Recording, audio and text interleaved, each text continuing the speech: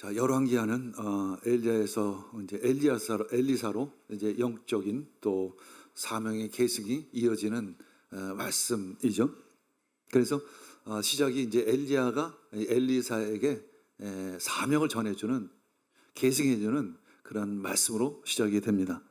이제 하나님께로 갈 날이 얼마 남지 않은 엘리야는 이제 엘리사에게 이런 영적 권위와 어떤 사명을 계승하고자 하죠. 그래서 엘리야는 먼저 길갈로 가고 두 번째 베델 그리고 여리고 요단강으로 향합니다. 이제 네 장소를 가게 돼요. 길갈, 베델, 여리고, 요단강. 근데 이 지역이 다 신앙적으로 역사적으로 어떤 상징적인 의미가 있는 지역이에요. 이 네 지명을 다니면서 마치 철로역정을 하듯이 이 네 장소를 가면서 엘리야는 엘리사에게 어떤 메시지를 주고 있는 것이죠. 그러면 첫 번째 간 장소가 길갈이에요. 길갈은 어떤 지역일까? 이스라엘 백성이 이제 출애굽을 한 후에 40년간 광야 생활을 하죠. 그리고 요단강을 건너요. 요단강에서 하나님의 큰 기적을 보죠. 요단강은 건널 수 없는 강이었는데 하나님께서 물살을 멈추게 하시고 마른 땅을 지나게 하셔서 이제 길갈에 이르게 됩니다. 이제 길갈에서 하나님은 여호수아에게 특별한 명령을 지시해요. 여호수아야, 이제 백성들이 요단강을 건너고 있으니까 각 지파에서 한 명씩을 대표로 뽑아라. 그리고 그 한 명씩 하나의 돌을 가져다가 기념비를 세우자. 그래서 여호수아는 한 지파에 하나씩 가져온 돌을 가져다가 쌓아서 기념비를 만드는 거죠. 왜 기념비를 만들까요? 길갈은 특별한 의미가 있죠. 이제 하나님께서 이스라엘 백성들이 젖과 흐르는 가나안 땅을 약속하셨고 드디어 이제 젖과 꿀이 흐르는 가나안 땅에 도착을 한 거예요. 그래서 그것을 기념하고자, 그래서 길갈은 백성들이 가나안에 첫 발을 디딘 것을 기념하는 그러한 장소의 의미가 있는 것입니다. 그래서 엘리야는 엘리사를 데리고 이 길갈을 가서 이제 이 이스라엘이 가나안이 도대체 어떤 의미가 있는지를 보여주기를 원했던 거예요. 하나님의 사명은 도대체 무엇인가라는 것입니다. 그러면서 지금 이스라엘의 이 꼴은 어떤가라는 거예요. 이스라엘은 지금 아합이 다스리고 있었죠. 우상숭배가 아주 심각했습니다. 이스라엘 백성이 아주 타락했습니다. 그렇다면 이것이 하나님 원하시는 나라인가라는 질문을 바로 엘리야는 엘리사에게 하고 싶었던 것입니다. 그런데 그것을 말로 하는 것이 아니라 눈으로 직접 보게 하는 거예요. 우리가 그러면 해야 할 일이 도대체 무엇인가를 보게 하는 것이죠. 마치 제가 이 30, 40대를 바라보며 우리도 해야 할 일이 도대체 무엇인가. 더군다나 인공지능 시대는 다가오고 있고, 아니 이미 시작이 됐고, 이 시대에서 우리 30, 40대 우리 어른들이 해야 될 일들이 도대체 무엇인가. 근데 전혀 지금 준비되어 있지 않고 그저 프로그램을 찾고 그냥 막연하게 애들에게 주입식으로 그냥 쑤셔 박으려고 하는데, 그런 진짜 비효율적인 그런 공부 방법으로는 앞으로의 시대에서는 도무지 헤어날 수 없는, 살아갈 수 없는데, 진짜 미련한 방법으로, 왜 미련한 방법밖에 없을까? 누가 대안이 없잖아요. 누가 대안을 제시해 주지 않기 때문에. 그래서 우리 교회가 그 사명을 감당합시다. 그것이 바로 우리들의 부르심인 것입니다. 그리고 그들은 이제 베델로 향하죠. 그곳의 예언자들이 엘리사에게 다가와서 말합니다. 하나님께서 오늘 엘리야를 너의 머리 위로 데려가실 것이다. 이건 뭐냐면 하늘 위로 그러니까 하나님께서 하늘로 데려가실 것이다라는 의미예요. 엘리사는 그때 차분히 대답을 합니다. 나도 잘 알고 있다. 잠잠하라. 베델은 도대체 어떠한 곳일까요? 베델은 야곱이 생각해도 베델하면 야곱이 돌베개 베고 잤던 그런 장소이죠. 한마디로 오래전 야곱이 형 에서를 피해서 광야로 도망하던 시절에 저렇게 돌베개를 베고 잘 때가 있었어요. 참 외롭고 쓸쓸하고 두렵고 떨리는 시간 속에서 누군가가 와서 나를 해치지 않을까 했을 때 하늘문이 열면서 사다리가 하늘에서 내려와서 천사들이 오르락내리락 하는 것을 보게 되죠. 그때 하나님의 음성이 들립니다. 아브라함의 하나님, 이삭의 하나님. 그러면서 아브라함에게 약속하신 약속을 기억나게 하세요. 그때 야곱은 그곳 이름을 베델이라고 이름 짓습니다. 이 베델은 바로 하나님의 집이라는 의미를 가지고 있어요. 후에 하나님은 이 야곱을 이스라엘이라는 이름으로 바꿔주죠. 그런 참 의미가 있는 지역입니다. 한마디로 베델은 어떤 곳일까요? 베델은 어떤 곳일까요? 하나님 나라의 비전을 주신 장소예요. 그렇죠? 하나님의 나라의 비전을 주신 장소인 것입니다. 하나님 나라의 꿈을 주신 장소인 것입니다. 이스라엘의 어떤 시작을 주신 장소예요. 근데 이스라엘 사람들에게는 이스라엘이지만 우리에게는 그것이 바로 하나님의 나라인 것입니다. 제가 처음 하나님을 인격적으로 만났을 때 하나님은 그 비전을 주신 것이죠. 여러분, 하나님께서 여러분을 만나 주셨을 때도 어떤 만남의 그 장소에서 주신 꿈과 비전이 있는 줄 믿습니다. 그것을 다시 한번 되새기는 것이죠. 바로 베델은 한 나라의 비전을 주신 곳입니다. 이제 엘리야는 엘리사에게 말하여 또 여기 남아 있으라. 나는 여리고로 가야 해. 왜 계속 가는 장소 가기 전에 늘 얘기해. 엘리야는 너 여기 남아 있으라고. 나만 가겠다고. 시험하는 거죠. 네가 진짜 나를 계승할 수 있는 계승자의 자격이 있는가? 라는 테스트를 하고자 합니다. 그때 엘리사는 말입니다. 당신이 어디를 가든지 저를 따라 가겠습니다. 그러면서 이제 여리고를 향해 가는 거죠.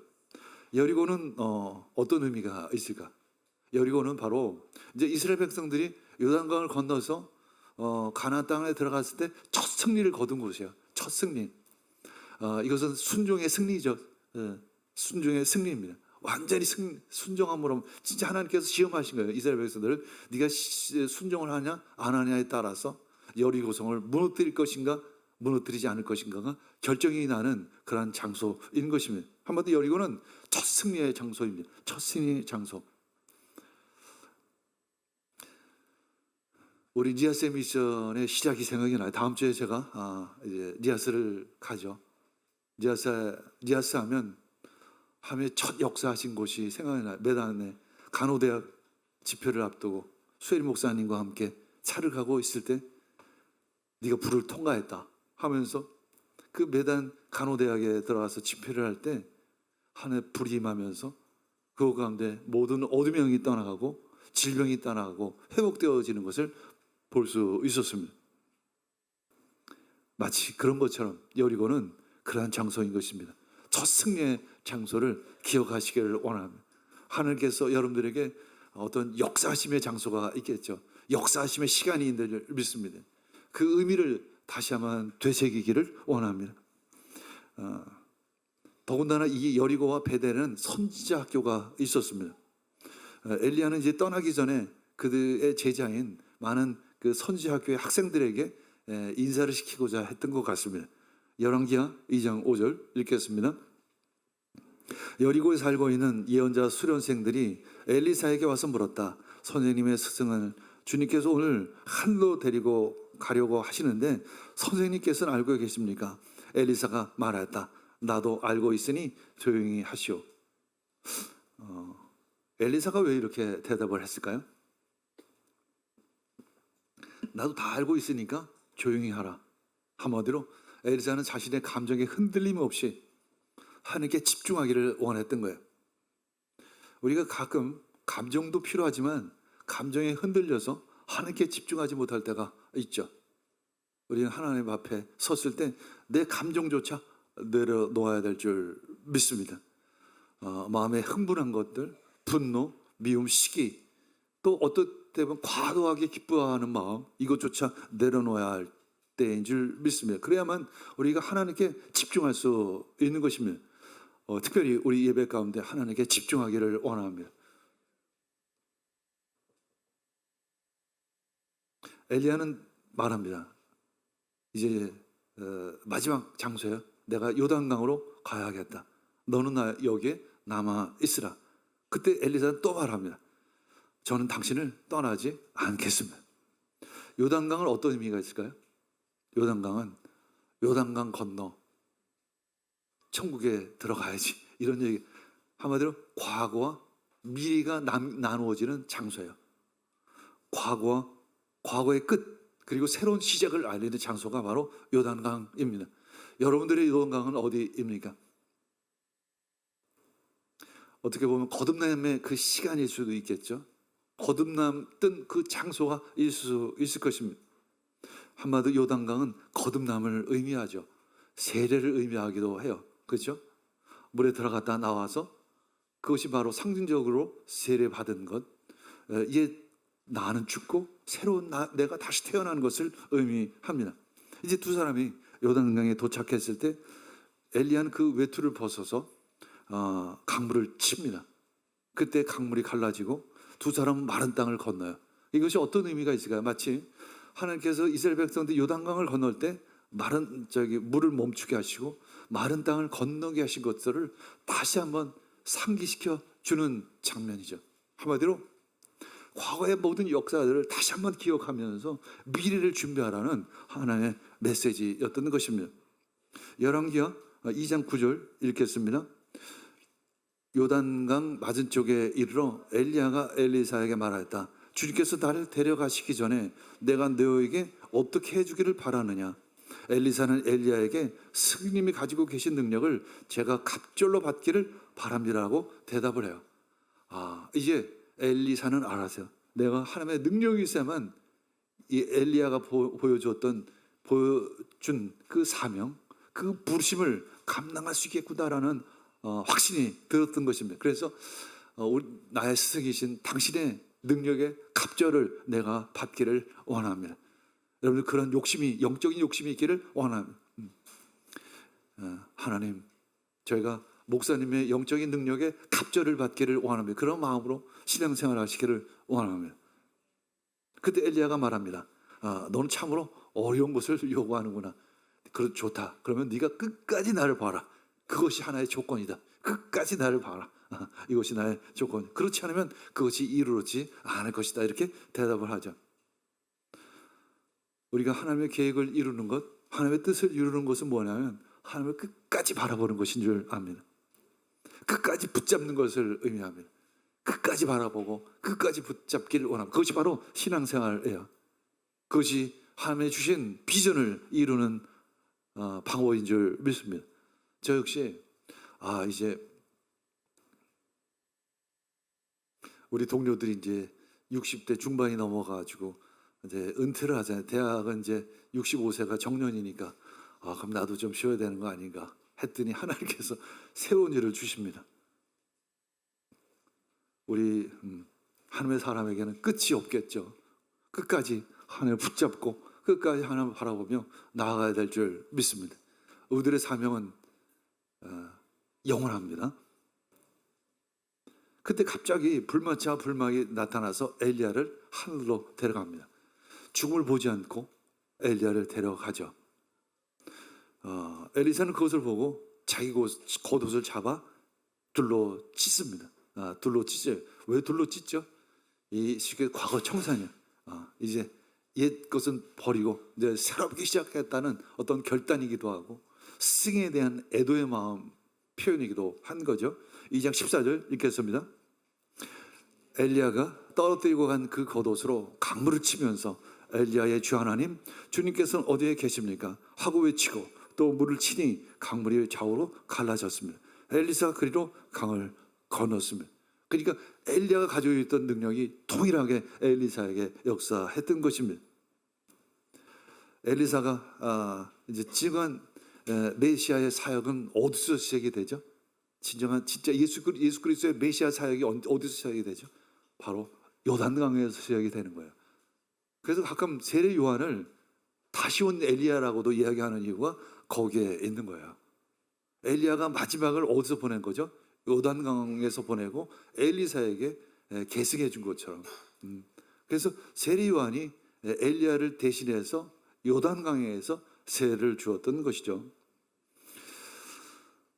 결국 예수님의 메시아 사역은 예수님께서 요단강에서 세례를 받으심으로 시작이 됩니다. 요한은 광야에서 사람들에게 회개의 세례를 베풀어 주었죠.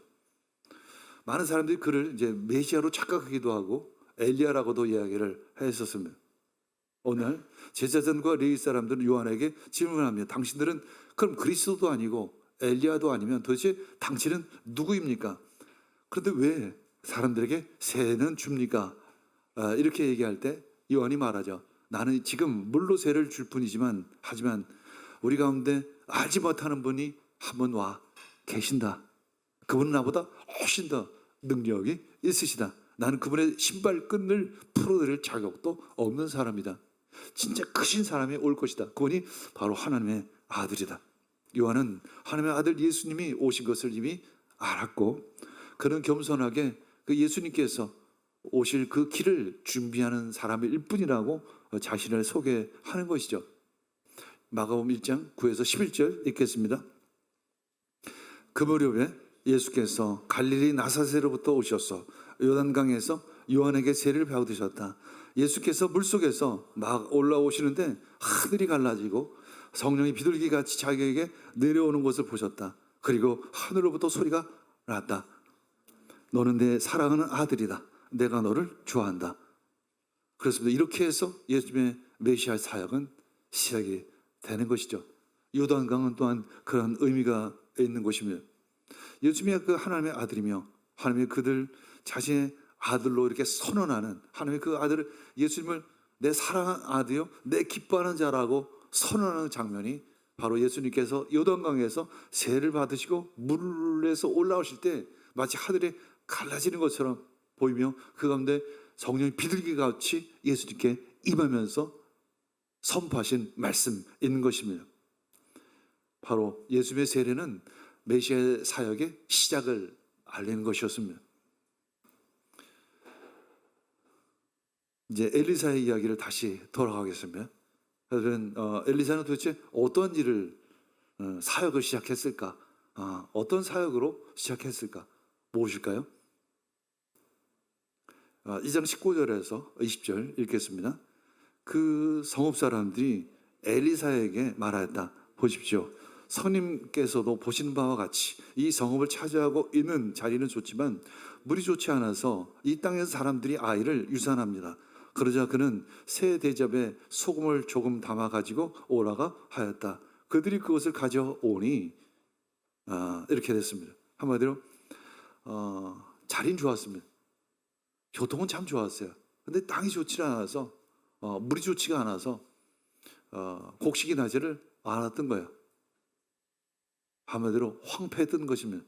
이것은 어떤 의미가 있을까요?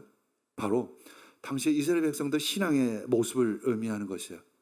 그들은 우상 숭배를 하고 있고 그들의 영혼은 황폐해 있다는 것을 의미하는 것입니다. 그래서 엘리사는 상징적으로 소금을 가지고 오라는 것입니다. 소금은 어떤 의미가 있죠? 정결케 하는 의미가 있죠. 부패한 것을 막는 의미가 있는 것이에요.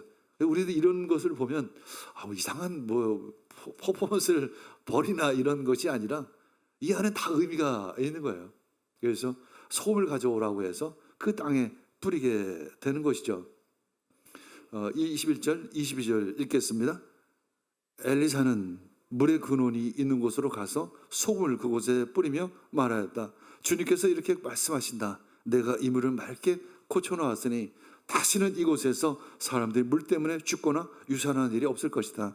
그곳의 물은 엘리사가 말한 대로 그때부터 맑아져서 오늘에 이르렀다 말하고 있습니다.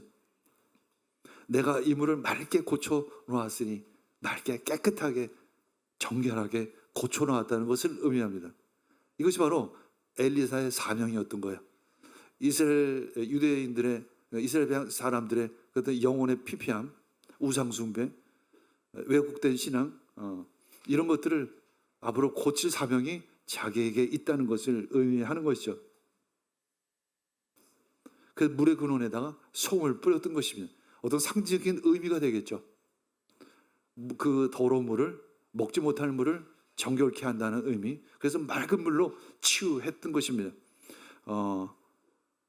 이 물을 맑게 고쳐놨으니 이것이 이제 헬라어로 얘기하면 라파예요. 라파. 여호와 라파 하나님, 치유하시는 하나님 있잖아요. 치유하시는 여호와 라파 하나님, 치유하다, 고치다, 회복하다의 의미를 가지고 있습니다. 질병이나 상처를 치유하기도 하고 땅의 회복을 의미하는 것입니다. 더 큰 의미는 영혼의 회복, 구원을 의미하는 것입니다. 여호와 라파 하나님, 진정한 치유자로서 예수 그리스도께서는 이 땅 가운데 오신 것입니다. 구원은 일시적인 것이 아니에요. 근원부터 회복되어지는 것을 의미해요. 물의 근원에다가 소금을 뿌렸던 것처럼 우리의 문제의 근원, 죄의 근원부터 회복시키는 것을 의미하는 것입니다. 예수 그리스도께서 오셔서 그 일을 하신 것입니다. 그래서 십자가에 못 박히신 것이죠. 이사야서 53장 5절 읽겠습니다. 그러나 그가 찔린 것은 우리의 허물 때문이고 그가 상처를 받은 것은 우리의 약함 때문이나 그가 징계를 받음으로써 우리가 평화를 누리고 그가 매를 맞음으로 우리가 병이 나았다. 그렇습니다. 예수님께서는 오셔서 우리의 근원의 질병을 고쳐주시는 분인 줄 믿습니다. 회복시키시고 치유하여 주실 줄 믿습니다. 제가 요새 AI로 그림을 그리다 보니까 상상력이 더 풍성해지는 것 같아요. 그래서 뭘 생각해내냐면 헬리콥터 씨앗을 생각해냈어요. 단풍 AI에게 질문했습니다. 잘 번식하는 씨앗이 무엇이 있을까? 그냥 날아다니면서 멀리 날아가서 씨앗을 전해주는 씨앗이 무엇이 있을까? 그랬더니 4가지 씨앗을 이야기해요. 하나 민들레, 그 다음에 이제 단풍나무 씨앗인데, 단풍나무 씨앗은 특별히 헬리콥터 씨앗이라고도 이야기해요. 그래서 가까운 곳에서 씨앗을 퍼뜨리는 것이 아니라 먼 데까지 가서 씨앗을 퍼뜨리는, 마치 제가 이번 주일날, 돌아온 주일날 니아스로 선교를 가는 것처럼 우리가 또 자주 니아스나 다른 지역에 가서 복음을 전하는 것처럼 단풍나무 씨앗은 멀리 가기 위해서 이 모양이, 다음 사진 보여주시기 바랍니다. 이렇게 이런 모양이에요. 이런 모양으로 이것도 인공지능이 그려준 거예요. 그래서 그래서 헬리콥터 씨앗이라고 마치 잠자리처럼 생겼죠. 단풍나무는 우리가 메이플 시럽 있잖아요. 메이플 시럽의 재료가 되기도 합니다. 바람이 불면 이 헬리콥터 씨앗은 먼 데까지 가서 또 나무를 만들고 또 나무가 또 숲을 만들게 됩니다. 씨앗이 날아가는 곳마다 생명이 자라죠. 이것이 바로 전도입니다. 마치 계속 계승되기도 하죠. 그래서 자연은 계속 생명이 이어지는 것입니다. 마치 우리가 전도로 말미암아 생명이 계속 전해지고 이어지는 것처럼 엘리야가 엘리사에게 사명을 계승해 준 것처럼, 그리고 우리가 하나님의 사랑을 전하는 것처럼 예수님의 사랑을, 그 말씀을 이 세상에 전하기를 원합니다. 사실 예수 비전도 그렇게 시작이 된 거죠. 20년 전에 진도 8.7에 큰 지진이 있었을 때 하나님께서 우리에게 그 마음을 주신 것입니다. 그래서 니아스에서 이제 수마트라로 이제 성령운동과 간단한 운동을 통해서 이번에 이제 7월 15일부터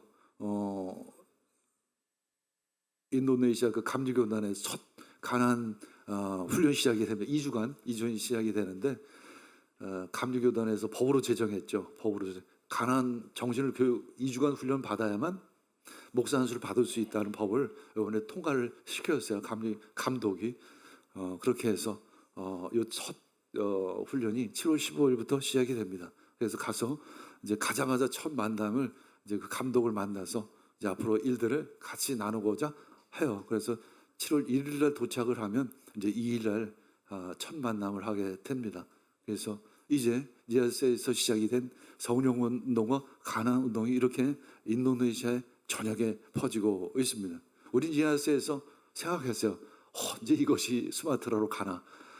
우리 진짜 할 수 있는 일이 없는데, 우리는 능력도 없는데, 우리는 힘도 없는데, 그래서 어느 날 갑자기 불현듯 이 일들이 퍼져나가고 있는 것입니다. 우리가 이렇게 하나님께서 이렇게 일하시는지 어떻게 알았겠어요? 여러분들 요단 강물이 갈라지는 것을 보면 기적이라고 이야기하기도 하고, 그게 뭐 이루어질 수 있을까? 이런 질문해요. 그러나 그보다 더 큰 기적이 지금 니아스에서 인도네시아에서 일어나고 있는 것입니다. 이것이 진짜 기적이에요. 산이 옮겨질 수 있는 기적인 것입니다. 어떻게 인도네시아 그 감리교단에서 니아스의 영향을 받아서, 니아스의 가나 운동의 영향을 받아서 도무지 진짜 목사 안수를 받으려면 가나 운동을 2주간을 받아야 된다는, 참 저는 그런 제안을 한 적은 없었어요. 그렇게까지 생각은 못했어요. 단지 감리교 신학대학교, 거기 농업대학교 이런 대학들이 있으니까 거기서 커리큘럼으로 가나안 정신을 가르치면 참 좋겠다 이런 제안을 했었는데, 그걸 한 걸음 더 나아가서 2주간 받아야만 목사 안수를 받을 수 있다는 거예요.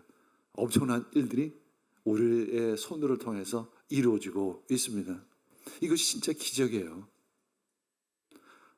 우리 진짜 그럴 때 생각했죠. 도대체 우리가 왜 1년에 2번씩 이곳을 가나? 뭐 은혜도 있고 감동도 있지만 이렇게까지 가나? 라는 생각을 가졌습니다. 그러나 하나님은 하십니다. 하나님은 일하십니다. 하나님의 일하심을 바라보기를 축복합니다.